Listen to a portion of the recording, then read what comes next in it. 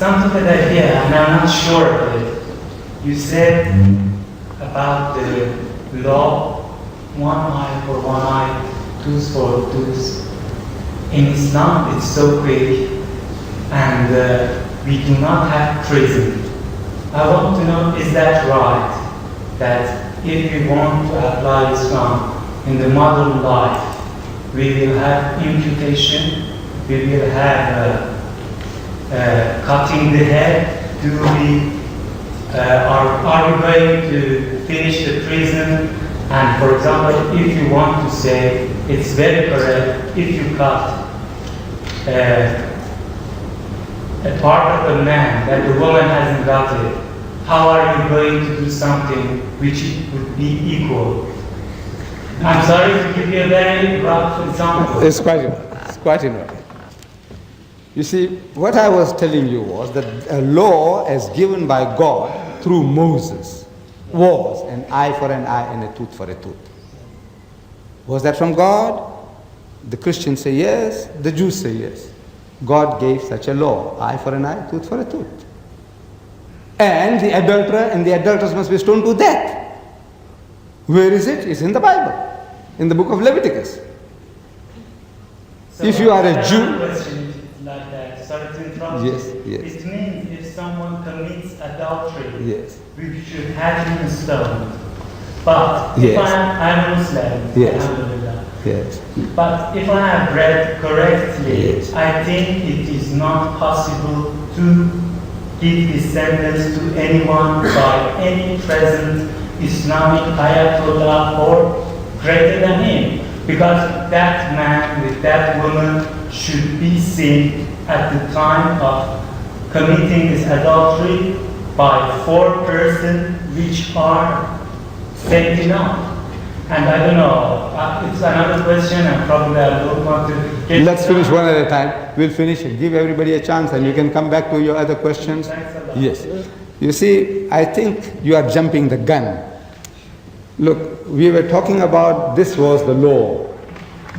Now, for adultery, for example, I said the Old Testament, which the Jews and the Christians accept as the word of God, in it they are told that the adulterer and the adulteress must be stoned to death. So if you are a Jew, I said, look, that's your book. If you are a Christian, I said, that's your book. I'm a man. No. I'm just giving an idea. Okay. See it? Now, with regards to adultery in Islam, that law is there that you need 4 witnesses. And if 4 persons testify that they saw the man and the woman committing adultery, and in their evidence, if they contradict one another, they will all get 80 lashes each. Okay. Right. So we would like to see which guy is prepared to come forward, even if he has seen it, to say, look, I saw.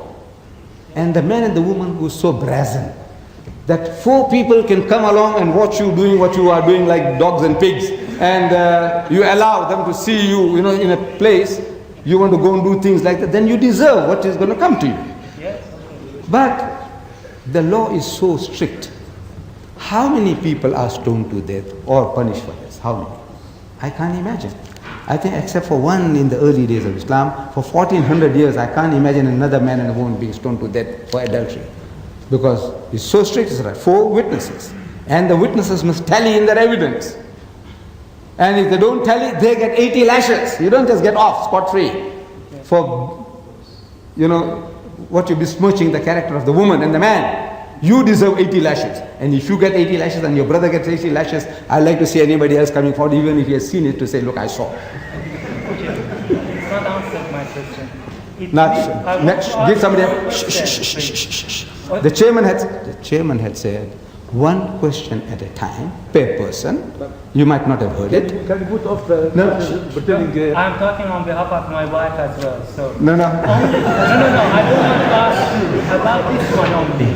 No, let's stand by principles. Look, principles. Yeah. Give somebody else a chance, and somebody else, then we come back to you. You will have your chance.